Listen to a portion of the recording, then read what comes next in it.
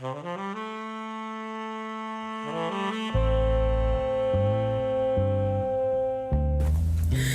Lovelies, the Purple Fam, and all the beautiful people out there. Hey, it's your girl, Simone RC.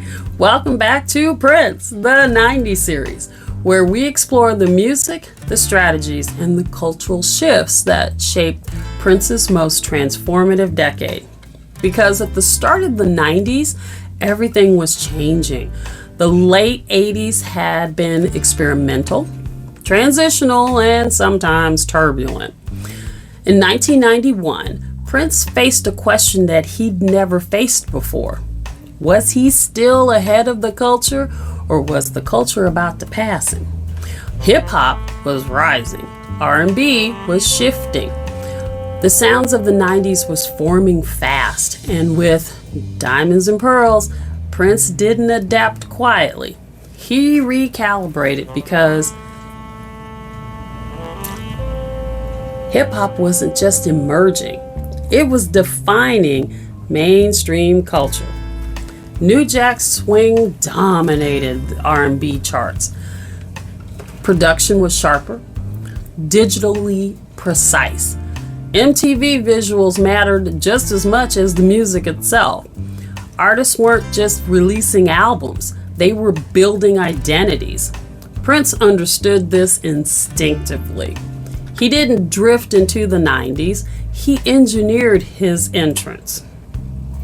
And at the center of that entrance was a new force, the new power generation.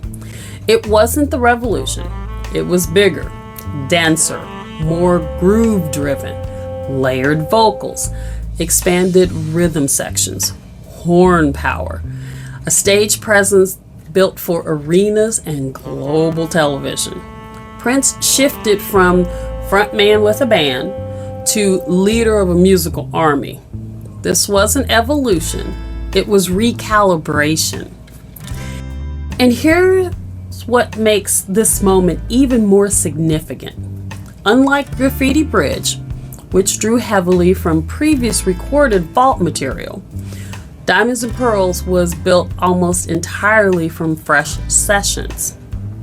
This wasn't Prince revisiting ideas from the archive. This was Prince creating in real time. Graffiti Bridge often felt like a closing chapter of the 80s, a mosaic of eras layered together. Diamonds and Pearls feels different. Forward-facing, immediate, deliberate. There's no looking back here. This album builds from the present, and that creative freshness is audible in the cohesion of the production. Musically, the structure shifts. Drum programming hits harder, the bass sits deeper in the mix. There's gospel influences in the harmonies, hip-hop cadence in the moments of delivery. Arena-sized guitar tones layered over precision rhythm tracks. This album feels intentional. It's polished, strategic. Prince wasn't chasing trends. He was absorbing the climate and reshaping it around himself. Visually, the transformation was just as bold. The psychedelic mystique of the late 80s gave way to diamond-studded luxury and street-smart swagger. High-gloss imagery, structured presentation, a new decade, new rules. This era infused glamour and grit, royalty and rebellion into a visual language that felt distinctively early 90s, yet unmistakably Prince. Then came the singles. Cream, minimalist funk, maximum confidence, Diamonds and Pearls, romantic, layered, built for radio, but emotionally expansive. These weren't just hits, they were declarations. They told the industry Prince is not fading, he's adapting, and he's still in control. What makes Diamonds and Pearls powerful isn't just its chart performance. It's what it represents. A moment where Prince could have repeated himself, but didn't.